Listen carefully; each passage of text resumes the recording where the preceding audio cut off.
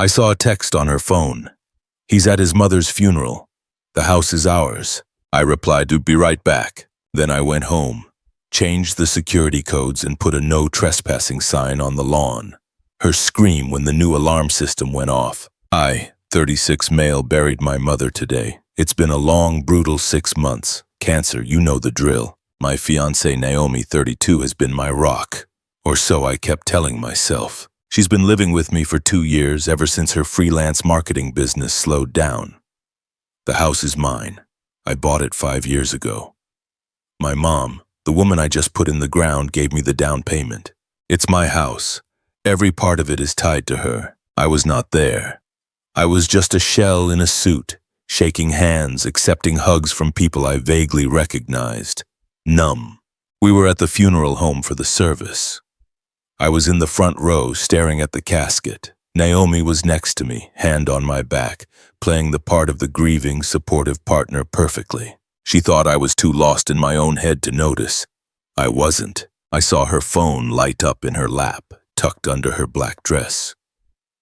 She glanced down, then quickly started tapping out a reply. She thought she was being subtle.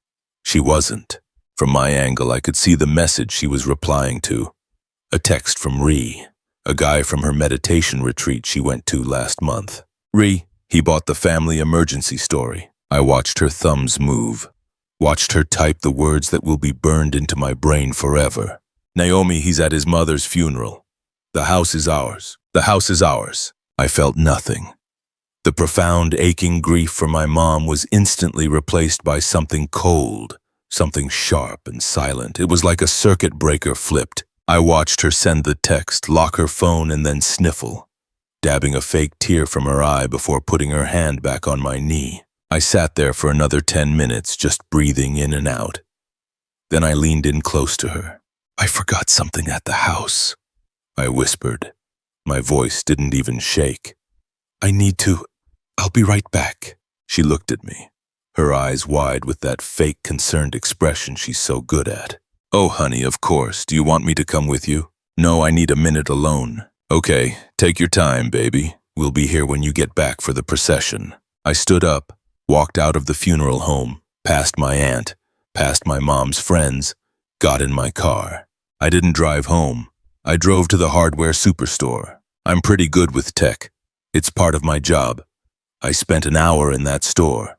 I bought one high-end smart lock, the kind with a keypad, camera, and no physical key. One new smart hub for the garage door, the kind that invalidates all old remotes. One all-in-one 12-piece security system.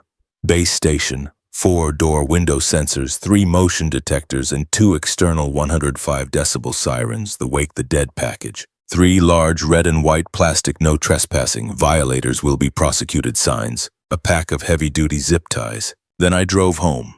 The house was empty, quiet. My mom's unfinished painting was still on the easel in the living room just as she left it. I gently covered it with a sheet. Then I got to work. I'm methodical when I'm angry. It took me 2 hours. The old deadbolt and handle, gone. New smart lock installed. New 10-digit master code set. The garage door opener. New hub connected. Her car remote was now a useless piece of plastic. Sensors on the front door, the back door, the garage door, and the first floor guest window. Motion sensors in the foyer, the living room, and the upstairs landing. I plugged in the base station, hid one siren in the HVAC return vent in the living room and the other under the stairs. I zip-tied the no trespassing signs to the front gate, the porch railing, and the side fence facing the neighbor's driveway. I logged into the new security app on my phone. I armed the system. Home. I drove back to the funeral home. The service was over. People were milling outside, getting ready to drive to the cemetery. Naomi rushed over, grabbing my arm. Leo, you were gone forever. I was so worried. Are you okay? Yeah, I said, my voice still flat. Just a lot to process. Okay, baby, let's go. We can ride together in my car. We drove to the cemetery. I stood there. I watched them lower my mother into the ground. Naomi held my hand. I felt her rings, the ones I bought her. We drove back to my house. She saw the signs first. She gasped. Leo, what is that? Who put those up? Did someone threaten you? Just being careful, I said. New security system. Oh, okay, weird. She walked up the front steps, her car keys in her hand. She got to the door and stopped. Leo, what did you do to the lock? New system, I said, coming up behind her. Well, what's the code? Same as the old one, I lied. She punched in the old code. Beep, boop, beep. Access denied. It's not working, she said, her voice tight with irritation. You're so out of it. You probably said it wrong. Use your key. No keyhole, I said, pointing. Her head snapped back to the lock. What? Why would you get a lock with no key? What if the power goes out? It has a battery, I said. Well, call the company. It's cold. She was getting bossy. The fake grief was gone, replaced by entitlement. Huh? I said. Try the back door. Maybe that sensor is faulty. She huffed, marching around the side of the house onto the back patio. She grabbed the handle of the sliding glass door and yanked it open. The second the door moved, the system activated.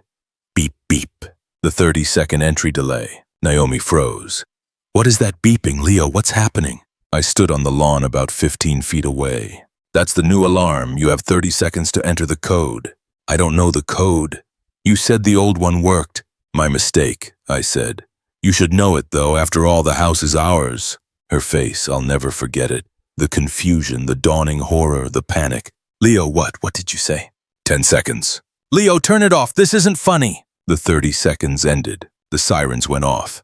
It was deafening. A piercing, shrieking, physical assault of sound. Naomi didn't just cover her ears. She recoiled. She stumbled back. She let out a raw scream that was completely swallowed by the alarm. My phone instantly blew up. The security company. I answered it, holding it to my ear. This is security company. We've detected an alarm at your residence. I yelled over the siren. Yes, I see it. It's an unauthorized person on my back patio. Her name is Naomi. She's trying to break in. Please dispatch police. Naomi, who could hear me, was now shrieking. Leo, you bastard, stop! Tell them! I hit disarm on my phone app. The silence was sudden and violent. It left our ears ringing. Naomi was shaking, her face blotchy red, tears of rage in her eyes. Leo, what are you doing? She sobbed. Get off my property, I said. My voice was calm. The police are on their way to arrest you for trespassing. You can explain to them how the house is ours. I got in my car. I'd parked it down the street before we got home. I left her there, standing on my back patio next to a no trespassing sign, waiting for the cops. Update 1. It's been 4 days. The funeral was a blur. This is sharp. So the cops came. As predicted, Naomi put on the performance of a lifetime. 2 officers showed up. A younger guy, Officer K, and an older woman, Officer Breyer. Breyer, sir, what's going on here? We got a call about a break-in, but this woman says she lives here. He locked me out. I'm his fiancé. His mother just died. He's having a breakdown. He's not thinking straight. Officer, this is my house. I am the sole owner.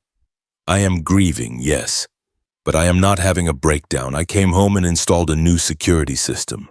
She tried to enter without my permission and it triggered the alarm. Ma'am, do you have identification with this address? Yes, my driver's license, my subscription boxes. I've lived here for 2 years. This was the part I knew was coming. Officer Breyer gave me that tired look. Sir, I understand you're the owner, but she has established tenancy. Her ID is here. She gets mail here. You can't just lock her out. Even if whatever's going on, it's a civil matter. You have to go through the courts. You have to formally evict her. The illegal eviction, the trump card of every squatter. Naomi's face changed. The crying stopped, replaced by a smug, tear-stained smile. She knew this. This was probably her plan all along. Me? I understand completely. Officer, I'm not trying to perform an illegal eviction. I was installing a new security system because I have proof that she was planning to give an unauthorized person, her affair partner, a key and move him into my home while I was at my mother's funeral. The alarm was an unfortunate part of that new installation. I showed Officer Breyer the text on my phone. He's at his mother's funeral. The house is ours message. Breyer's face hardened. She looked at Naomi. Ma'am, is this true? Naomi, he's twisting my words. That was a joke. Ree's just a friend. Leo is paranoid. Look, this is a mess, sir. You still have to let her in. We can't put her on the street, but ma'am, I suggest you just get your things and go. I'm not going anywhere. This is my home. I helped decorate. I was prepared for this. Officers, I'm not comfortable being here with her, and I am not giving her the new security code. She can come in and pack a bag. Tonight you can supervise, but then she has to leave. I will have my lawyer file the formal eviction papers first thing in the morning. The cops agreed it was a compromise. They stood in the foyer while Naomi stormed upstairs, grabbing clothes, her laptop, makeup. She was throwing things in a suitcase. Naomi screamed from upstairs, "You won't get away with this, Leo. I helped pay for the groceries. That matters. You'll be hearing from my lawyer." She stormed out, dragging her suitcase. "This isn't over," she spat. The cops gave me a card. "Get that eviction filed and maybe a restraining order." The next day, the real entitlement began. I was at my house, trying to sort through my mom's condolence cards when my phone rang. An unknown number. "Is this Leo? Who is this?" "This is Ree. Listen, man, you need to stop this." My blood went cold. "You have my number. Naomi's a mess. You're being a real monster, man. Kicking her out after your mom just died? That's low, even for you." "Me?" "Look, she needs her stuff. All of it. And her car. You changed the garage code. She can't get her car." "Her car, right? The silver coupe?" "Yeah." "You need to give her the code and you need to let her back in. She lives there. She put 2 years of emotional labor into that house. That peacock blue accent wall in the den. That was her idea. You owe her for that emotional labor." "Yeah," I said. "And we'll be by tomorrow at 10 a.m. to get the rest of our things with a police escort. You better be there and you better let us in or we'll have you arrested for illegal eviction and theft." "Theft?" "Okay, 10 a.m. you said. See you then." I hung up, and I got to work. Called my new lawyer, Frank. I explained the situation, the text, the police report, the residency, Ree's threats. "Frank, they're blowing smoke about arresting you for theft, but the residency thing is a pain. We'll file the eviction, but we can be creative. The car, you said her car. Is it in her name?" "No, it's in my name. I bought it for her. She was supposed to make the payments. She hasn't. I've been covering them for 6 months. Leo, you're a good man, and a bit of a fool, but this is good. Call the bank now." I called the finance company. "Hi, my name is Leo. I'm the sole owner of a coupe model. Yes, I need to report it stolen." "Stolen by who?" "By the person I allowed to drive it, Naomi. She has refused to return it. She's no longer authorized to drive my vehicle. Please retrieve your asset." They were very helpful. A repo order was filed immediately. I called a 24/7 moving and storage company. "Hi, I need an emergency pack-out tonight. Yes, the whole guest portion of the house. Price is not an object." The movers were at my house by midnight. They were incredible. A team of 4. They packed everything that was hers. Every piece of clothing, every bottle of shampoo, every live, laugh, love sign, every dead plant, the ugly lamp she loved, even the half-empty cans of peacock blue paint from the garage. By 4 a.m., her entire life was in a 10x any climate-controlled storage unit. I paid for 1 month. At 4:30 a.m., I was sitting on my porch when a tow truck rolled quietly down my street. I hit the new garage door opener. The door opened. They hooked up my silver coupe, and 5 minutes later, it was gone. I reset the alarm, locked my new lock, and went to bed. At 10:15 a.m., my phone exploded. I was at a coffee shop drinking the first decent thing I'd tasted in a week. A dozen missed calls. Voicemail from Naomi. A shriek I could hear even with the volume low. "Leo, you son of a... Where is my car? My car is gone. The repo company called me. You did this. I'm at the house and the garage is empty. Where is my stuff? Leo, I am calling the police. You are going to jail for grand theft." Text from Ree. "You are a dead man. You stole her car and her property. The cops are on their way back. You are so screwed." Then the call from Officer Breyer. She sounded exhausted. "Mr. Leo, I'm back at your house. Miss Naomi is here. She's very upset. She's claiming you've stolen her vehicle and all of her personal property." "Afternoon, officer. No theft. The vehicle is owned by me. I was no longer comfortable with her driving it and reported it to the lien holder who retrieved their asset. As for her personal property, I was concerned for its safety. I had it all professionally packed and moved to a secure, climate-controlled storage unit. I'm happy to provide you with the address, the unit number, and the key code. The storage unit? Yes, ma'am. I wanted to protect her belongings while we handle the formal legal eviction you advised me to file. This seemed like the cleanest way to separate our property, given the circumstances. I could hear Officer Breyer speaking away from the phone. Ma'am, he didn't steal it. It's in storage and the car was repossessed by the bank. I could also hear the scream through the phone. It was glorious. Repossessed? On my credit? He's ruining my life! Me. Officer, I'm currently with my attorney. If you have any more questions, you can direct them to him. His name is Frank. Lawyer's last name. I hung up. I finished my coffee. The legal battle had officially begun. Final update. It's been 8 weeks. The eviction process was a slog. The lawsuit was worse. Oh yes, they sued me. As soon as Naomi got access to her storage unit and the bill for the next month's rent, she and Ree lawyered up. They filed a civil suit for illegal eviction. Tossed out. Frank showed the judge my texts, the police report, and the filed eviction papers. The judge ruled I'd taken reasonable steps to secure my property after a threat. Conversion tossed out. I had the storage unit receipts and the repo confirmation. Promissory estoppel and intentional infliction of emotional distress. This was the one they hung their hat on. They claimed I had promised her a life, that the house was ours, and that she had contributed significant non-financial value to the home. The peacock wall was mentioned. I am not kidding. They wanted $50,000, and for me to pay the deficiency on the repossessed car, which had wrecked her credit. This is when it got dirty. First, Naomi's mom called my aunt, crying, saying I was destroying my mother's things in a grief-stricken rage, that I'd thrown out her unfinished painting. My aunt, also grieving, went into a full panic. I had to FaceTime her, walk her through my house and show her the painting, still covered and safe, just to calm her down. Using my mom's memory, it was vile. Second, they called in a wellness check on me at 11 p.m., claimed I was suicidally depressed, unstable, and a danger to myself. 2 cops had to come into my home, look around, and ask me if I was okay. It was humiliating, and a clear attempt to paint me as unstable for the civil case. My lawyer, Frank, was livid. This is harassment, plain and simple. They're trying to leverage your grief. We're not playing defense anymore. This is when Frank did something brilliant. He filed a motion. He argued that Naomi's claim of destitution, that I'd left her homeless and penniless, was fraudulent. Why?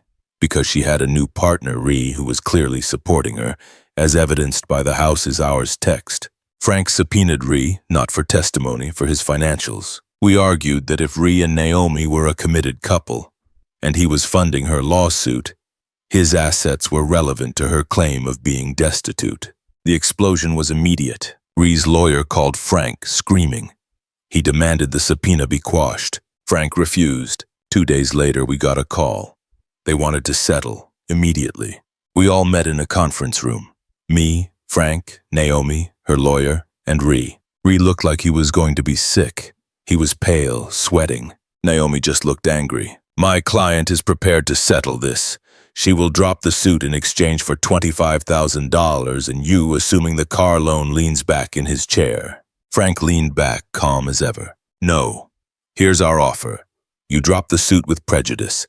You both sign a non-contact, non-disparagement agreement, and we won't send a copy of this subpoena and our other findings to Mrs. Ree's wife's name. Naomi's head whipped around to Ree. Who is that? Ree went from pale to green. His lawyer put his head in his hands. Ree, who is that? Frank smiled. You can't, Ree started. I can, Frank said. She's not party to this suit, but she is a party to your marriage. And since your joint assets are being used to fund this, I'd say she has a right to know where the money's going and who it's going to. Ree was married 10 years. He was cheating on his wife with Naomi, just as Naomi was cheating on me with him. The house is ours wasn't just about them moving in. It was about Ree leaving his wife and moving his new life into my house. You're married? Naomi screamed, ignoring her lawyer. Drop the suit, Ree muttered. What? No, Ree, he's ruined my life. My credit is shot. I'm living on your couch. Ree stood up, slammed his hands on the table. I said drop it. The suit was dropped, with prejudice. They both signed the NDA. I heard from a mutual friend what happened next. Naomi, in a fit of rage, blew up Ree's life. She called his wife, emailed her everything. Ree is now in a divorce that I'm sure will be 100 times worse than my little legal spat. His wife apparently is a shark. Naomi is screwed. She has no house. Her credit is in the toilet from the repossession. She has no Ree. She has no $50,000. She's apparently back in her hometown living with her parents. It cost me about $20,000 in legal fees and movers. It cost me the woman I thought I was going to marry. It cast a shadow over the worst day of my life. I'm not happy. I don't feel like I won. I'm just here in my house. It's quiet. I sold the peacock blue paint on a local classifieds page for $20. And yesterday, I finally took the sheet off my mom's painting. I sat in front of it for a long time. It's unfinished, and it always will be. But it's safe.